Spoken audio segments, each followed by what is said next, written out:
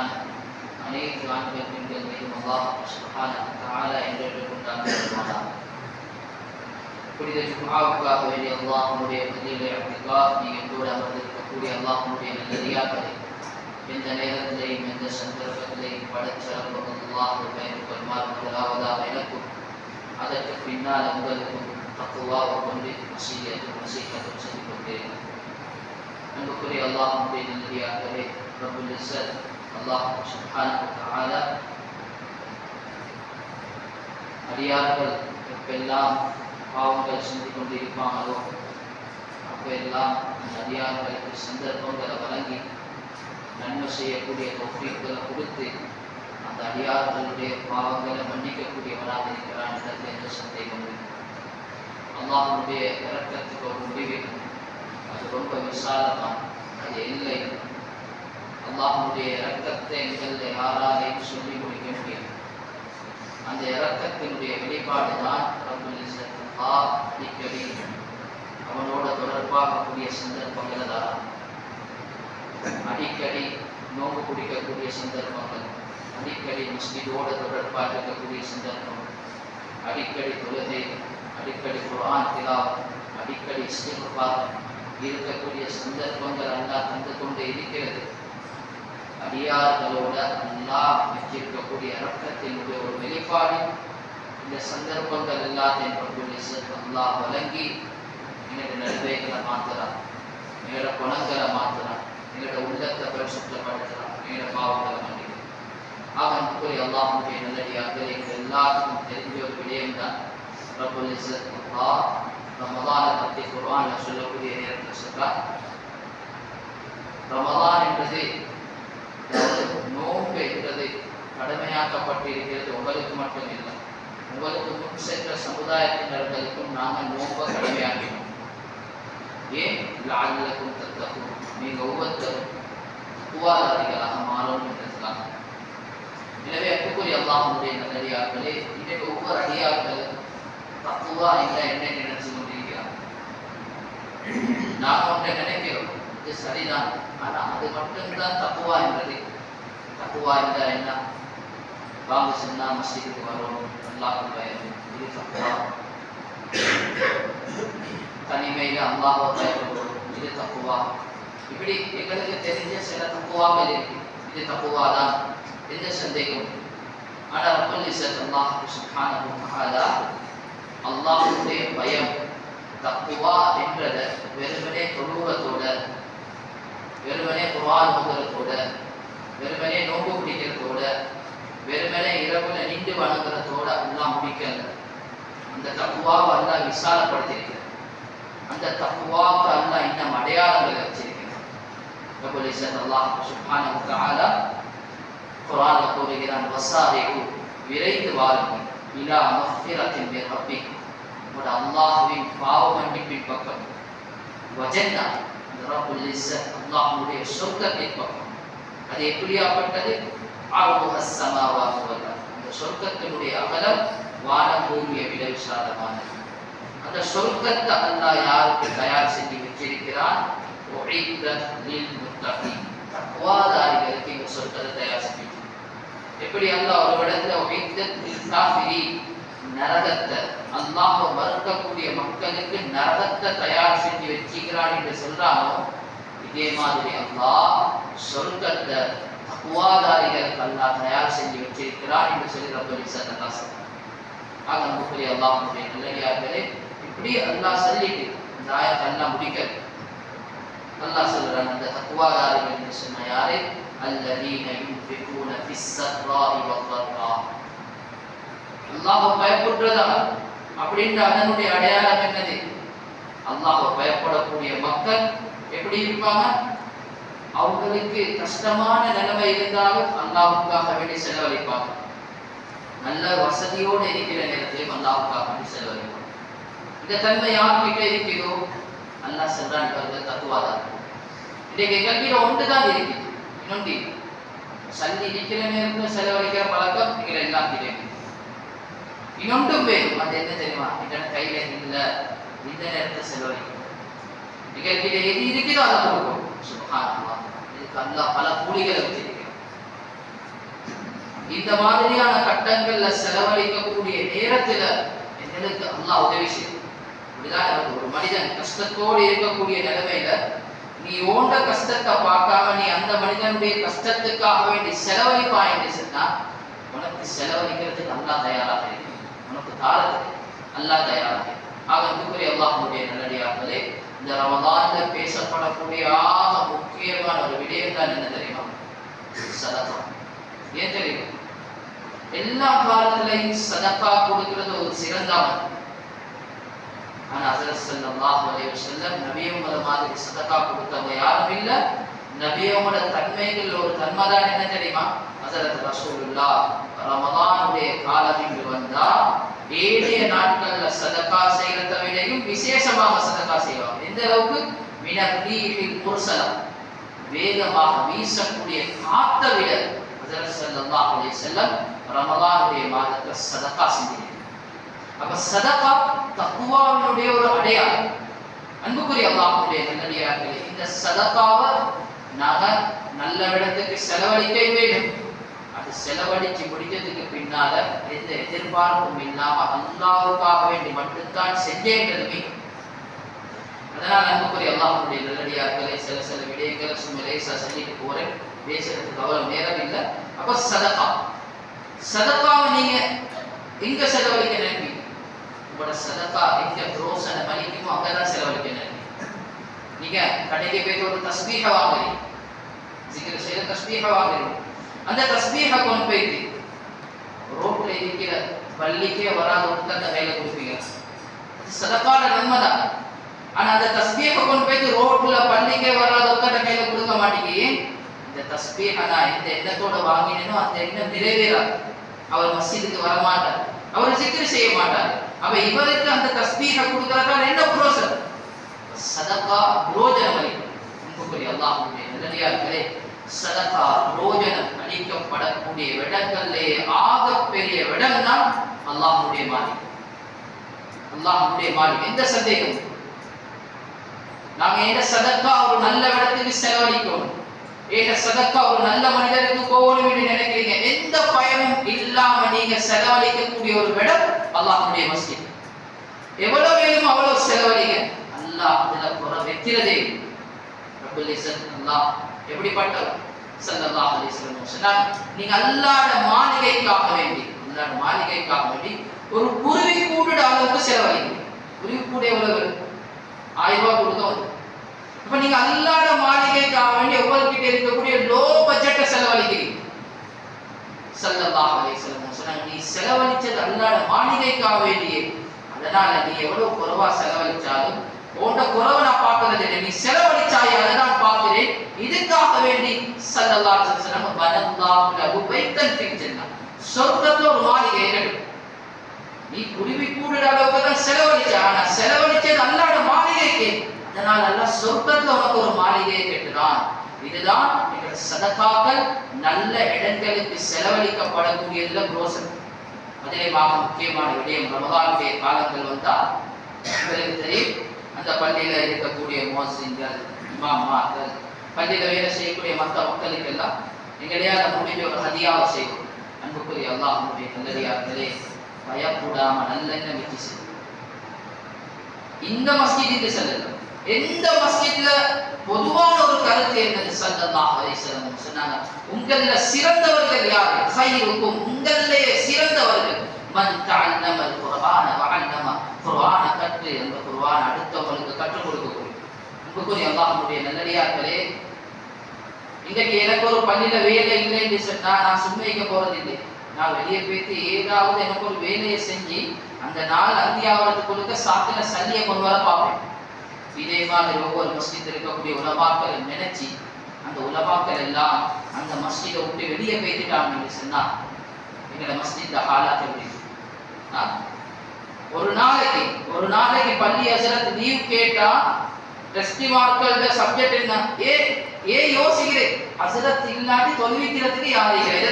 ஒரு நாள் இல்லாட்டியே கஷ்டம், ஒரு 2 நாள் இல்லாட்டியே கஷ்டம். குர்ஆன் மதரசா செய்யறது யார்? என்ன அவ்வளவு ஒரு பெரிய ஒரு பொறுப்பு இருக்கு. இந்த இடத்துல இல்லாட்டி அந்த இடத்தை வந்து செய்யறது யாரு? இதே மாதிரி எல்லா உலமாக்களும் நினைச்சு மஸ்ஜித்ல இருந்து வெளியே போயிட்டாங்கன்னு சொன்னா கொஞ்சம் யோசிச்சு பாருங்க, இந்த மாதிரியான காலகட்டத்துல உலமாக்கள் இல்லாத ஒரு சமுதாயம் உருவாக இருக்குன்னு சொன்னா எங்களுடைய எதிர்காலம் மிகப்பெரிய கேள்விக்குறி. எதிர்காலம் மிகப்பெரிய கேள்விக்குறியா மாறி இன்றைக்கு துனியாவை படிச்சு கொடுக்கறதுக்கு உலகத்துல எங்க போனாலும் இடம் இருக்குது. தீனை படிச்சு கொடுக்கறதுக்கு மஸ்ஜித்ல இருக்கக்கூடிய உலமாக்களை தவிர வேற யாருமே இல்லை. குழந்தைகள் தர்பியத் அன்புக்குரிய அல்லாஹ்வுடைய நல்லடியார்களே, அதனால மஸ்ஜிதுக்கு செலவழிங்க. மஸ்ஜித்ல இருக்கக்கூடிய உலமாக்கள் முஅஸ்ஸின்கள் ஹதீஸ் வந்திருக்குது. எந்த ஒரு முஅஸ்ஸின் 8 வருஷம் 7 வருஷம் 12 வருஷம் அல்லாஹ்வுக்காக வேண்டி வாங்க சொல்வாரோ குஃபிர லஹு மா தகத்தம மின் தம்பி, அவருடைய முந்தின எல்லா பாவத்தையும் அல்லாஹ் மன்னிக்கிறார். எவ்வளவு பெரிய சிறப்பு! இப்படியாப்பட்ட சிறப்பு உள்ளவர்கள் தான் உங்களோட மஸ்ஜித்ல இருக்கிறாங்க. இந்த மக்களுக்கு செலவழிக்காம நாங்க வேற யாருடைய சதகாக்கு செலவழி. அன்புக்குரிய அல்லாஹ்வுடைய நல்லடியார்களே, ரமலான் தக்வாவை சொல்லி தருது. தக்வாவுடைய வெளிப்பாடு என்னது? நீங்க சதகா செய்யுங்க.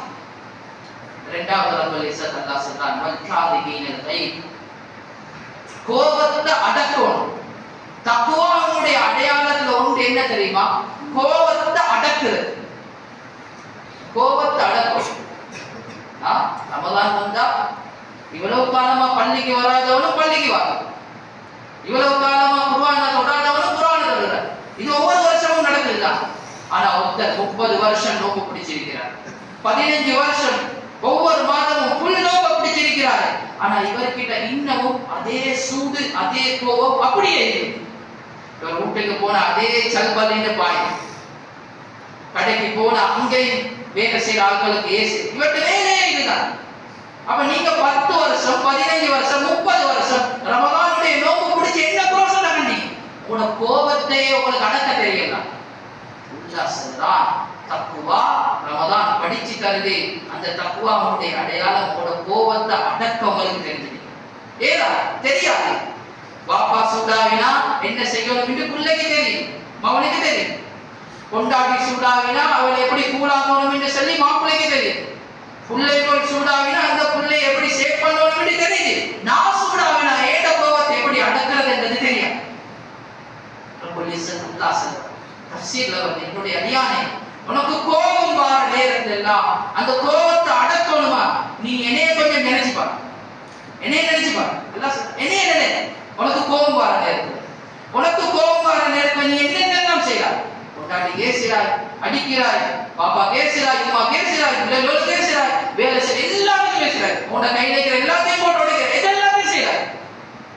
நீ என்னைய கொஞ்சம் நினைச்சு பாரு. இந்த மாதிரி எனக்கு சூடாகிற நேரத்தில் நான் தண்டனை கொடுக்க ஆரம்பிச்ச இந்த உலகம் தான். இதை நினைச்சு பாரு. நீ அப்படி நினைச்சு உன்னோட கோபத்தை நீ அடக்குவாயின்னு சொன்னா, எனக்கு கோபம் வர நேரத்தில் எந்த இடத்துக்கு தண்டனை கொடுக்க நினைக்கிறனோ அந்த இடத்துல நீ இருந்தா உனக்காக வேண்டிய அந்த தண்டனை நான் இல்லாமக்குவேன் சொல்லலாம். கோபத்தை அடக்கு. அன்புக்குரிய அல்லாஹ்வுடைய நல்லடியார்களே, நபி ஸல்லல்லாஹு அலைஹி வஸல்லம் கேட்டாங்க, யார் வீரன், யார் வீரன் என்று சஹாபாக்களே. சஹாபாக்கள் சொன்னாங்க, யா ரசூலல்லாஹ், எவ்வளவு பெரிய ஆள் வந்தாலும் அவரோட ஃபைட் பண்ணி அவரை வெத்துறவர் தான் வீரன். ஹஸரத் ஸல்லல்லாஹு அலைஹி வஸல்லம் சொன்னாங்க, நீங்க எல்லாம் அவரை தான் வீரன் என்று சொல்றீங்க, நான் வீரன் என்று ஒருத்தனை தான் சொல்வேன். அது யாரு தெரியுமா? யாருக்கு அவனோட கோபத்தை அடக்க தெரியுமா அவன் தான் வீரன். கோபத்தை அடக்கிறது தக்வாவுடைய வெளிப்பாடு. இரண்டாவது அல்லாஹ் சொல்றான் அதுக்கு பின்னால, வல் ஆஃபீன அனின் நாஸ், மக்களை மன்னிக்கும். வரட்டு கௌரவம், அலைய போ, திமிரு, இதெல்லாத்தையும் இல்லாம ஆக்கிடும். தக்குவா என்ன பண்ணுவோம்? இன்னும் பிள்ளையோட போகும், இன்னும் பாப்பாவோட போகும், இன்னும் அடுத்த வீட்டோட போகும். எப்பயோ நடந்த சண்டைக்காக வேண்டி நானுக்கோ மேல கொண்டாடியதோ மேல பிள்ளையும் அவங்களோட அனுப்புறது. மக்களை மன்னிக்கக்கூடிய பழக்கம் தக்குவாவை கொண்டு வரணும். தக்குவா இந்த பழக்கத்தை கொண்டு வரணும் நிகழ்கிட்ட. இன்னமும் மக்களை மன்னிக்கிற பழக்கம் நிகழ்கிட்ட வரலையா? இன்னும் ரமலானால வரக்கூடிய பிரயோஜனம் எங்களுக்கு வரல. அன்புக்குரிய அல்லாஹ்வுடைய நல்லடியார்களே, மன்னிக்கிறது ஆக சிறந்தது. ஹஸரத் ஸல்லல்லாஹு அலைஹி வஸல்லம் சொன்னாங்க, நாளைக்கு கியாமத் நாள்ல ஒரு மனிதர் ஏலான் பண்ணுவார், ஒரு ஏலான் பண்ணுவார். அது என்ன ஏலான் தெரியுமா? யாரெல்லாம் உலகத்துல மன்னிக்கக்கூடிய தன்மையாக இருந்தீங்களோ அவங்க எல்லாருமே இங்க வாங்கன்னு சொன்னாங்க. உலகத்துல யாரெல்லாம் மன்னிக்கக்கூடிய பழக்கம் உள்ளவர்களாக இருப்பாங்களோ அவங்க எல்லாத்தையும் நாளைக்கு நல்லா வேலையா எடுப்பாங்க. ஸல்லல்லாஹு அலைஹி வஸல்லம் சொன்னாங்க, எந்த முஸ்லிம்கள் மன்னிக்கக்கூடிய பழக்கம் உள்ளவர்களாக இருக்கிறாங்களோ அந்த முஸ்லிம் சொர்க்கத்துக்கு அனுப்புறது அல்லாஹ்வுடைய கட்டாய கடமை. அந்த எல்லாத்தையும் அல்லாஹ் சொல்றான், நீங்க எல்லாம் சொர்க்கத்துக்கு போங்க. இவங்கள மத்த எல்லாத்தையும் அல்லாஹ் மறைச்சிடுவான். இவங்களை மத்த எல்லாத்தையும் அல்லாஹ் டிலீட் பண்ணிட்டு இவங்களுக்கு மன்னிக்கக்கூடிய தன்மை இருக்குது. இதை வச்சு அல்லாஹ் சொர்க்கவாதியை முடிவு செஞ்சிருவான். மக்களை மன்னிக்கணும். குறிப்பாக பிள்ளைகள் பெற்றோர்கள் விடயத்தில் கவனமாக இருக்கு. பெற்றோர்கள் பிள்ளைகள் விடயத்தில் கவனமாக இருக்கு. ரெண்டு பக்கமும் இருக்கு. அநியாயங்கள் எங்க வேண்டாம் நடக்கலாம். பிள்ளையாலே நடக்கலாம், பெற்றோர்களாலே நடக்கலாம். ஆனா ரெண்டு பேர்கிட்ட மிகவும் மன்னிப்பு, மன்னிக்கக்கூடிய தன்மை அது ஆக பெரிய விசேஷம். ஹஸரத் ஸல்லல்லாஹு அலைஹி வஸல்லம் கொஞ்சம் யோசிப்பார். நினைச்சிருந்தா இப்படி ஒரு வாழ்க்கை முழு தாய்க்கு மலைஞ்சிருக்கு. ஏன்னா தாய் மக்கள் பேர் தாவத்தை கொடுக்குறாங்க. பதிலுக்கு என்ன கிடைச்சிச்சு? ஏச்சும் பேச்சும் ஊரை விட்டு வெளியே போங்க, சொர்க்கவாதியாக மாத்துறதுக்கு தான் போனாங்க. ஆனா அவங்க செஞ்ச அமல் நரகவாதிகளுடைய அமல். ஊரை விட்டு வெளியே போங்க. கல்லால் அடி, அந்த அடியால நபியோட மேலில இருந்து ரத்தம் வெளியே பாஞ்சி கால்ல ஒட்டுது. நபி உங்களுக்கு கோபம் கூடல, என் ரப்பு அல்லாஹ்வுக்கு கோபம் கூடுச்சு. என் ரப்பு அல்லாஹ் மலக்கு அனுப்பி கேட்கிறான், யா ரசூலல்லாஹ் சொல்லுங்க, இவர்ட்ட என்ன சொல்றீங்களோ அதை செய்யுங்க. சுப்ஹானல்லாஹ். கருணையே உருவாகிய ஹஜ்ரத் முஹம்மது ஸல்லல்லாஹு அலைஹி வஸல்லம் என்ன சொன்னாங்க? அந்த உம்மத்தை நான் மன்னிச்சிட்டேன் என்று சொல்லி சொன்னாங்க. அன்புக்குரிய அல்லாஹ்வுடைய நல்லடியார்களே, நபிமார்களோட மன்னிப்பை பாருங்க. எங்கட மன்னிப்பு ஒத்தரோட தான். ஹஜ்ரத் ஸல்லல்லாஹு அலைஹி வஸல்லம் மன்னிச்சது பரம்பரை. இன்றைக்கு இப்ப தாயில ஒரு குழந்தை பிறக்கிறதா இருந்தாலும் அது ரசூலுல்லாஹ்வோட மன்னிப்பால தான். இதுதான் ரசூலுல்லாஹ்வோட மன்னிப்பு.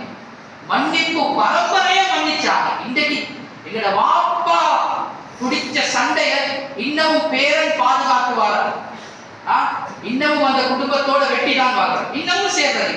இது யாரோட பழக்கம் தெரியுமா? ஜாஹிலியாக்களோட பழக்கம். ஜாஹிலியாக்கள் என்ன சரி கோபம் வந்தா, சண்டை வந்தா என்ன தெரியுமா செய்வாங்க?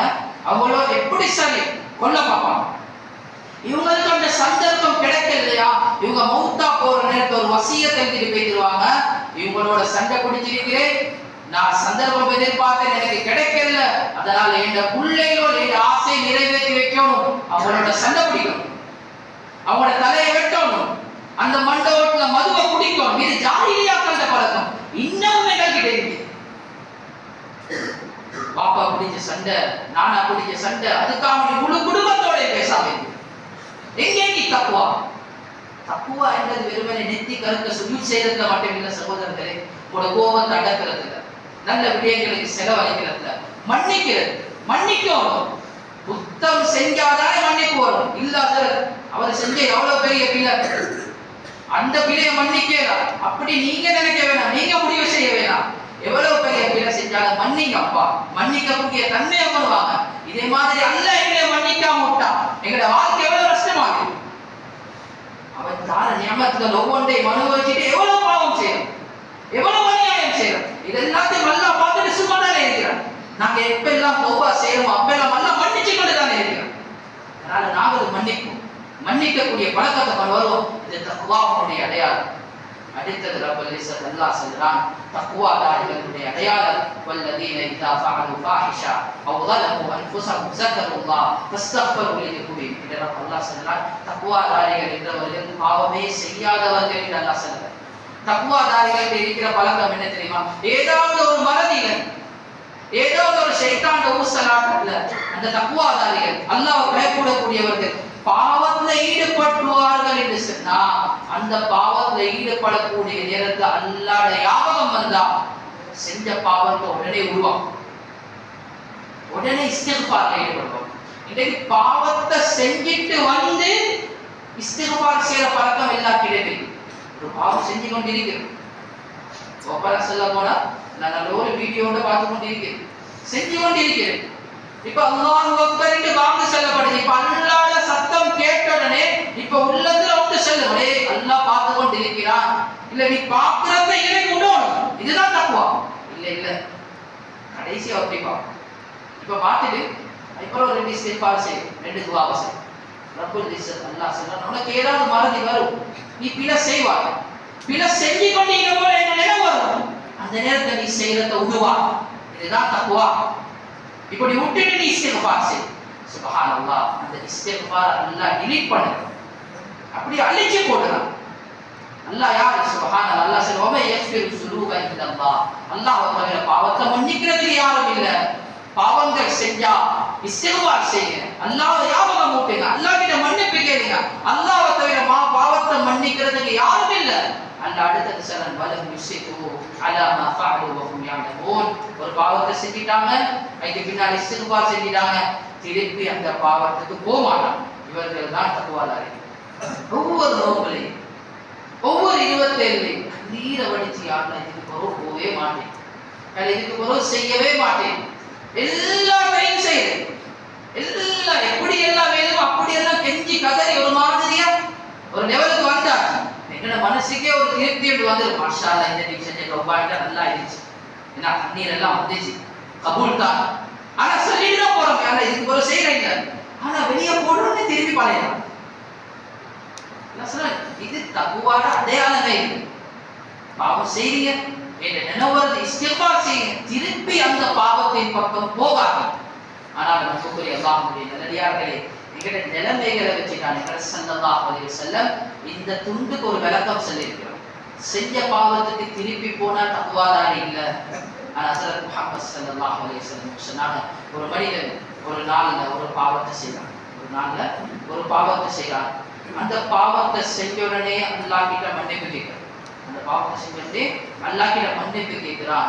இதே பாவத்தை அதே நாள்ல 70 தடவை செஞ்சு அந்த 70 தடவைக்கு பிறகும் அல்லாஹ் கிட்ட மன்னிப்பு கேட்டான் என்று சொன்னா, இவர் அந்த பாவத்தை தொடர்ந்து செஞ்சவர்கிட்ட அல்லாஹ் எழுதுறது இல்ல.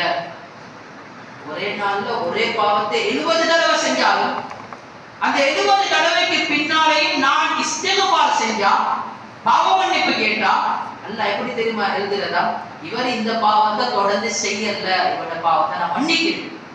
நாங்க தான் சகோதரர்களே, ஒருத்தன் என்ன சரி பேசினா பேசினா அடிச்சா சரி சரி நான் அவளை விட்டு போட்டுட்டு செல்லுறேன், ஆனா அந்த ராவ் தூக்கம் போறது, அவர் அடிச்சது நினைவு வந்து கொண்டே, அவர் பேசினது நினைவு வந்து கொண்டே, என்னோட லிஸ்ட் அது கொடுத்து கொண்டே இருக்கு. 10 வருஷத்துக்கு பிறகு அவரை கண்டாலும் வாயால செல்லாட்டியும் இவன் எனக்கு இப்படி செஞ்சான் தானே எந்த நினைப்பு வரும்.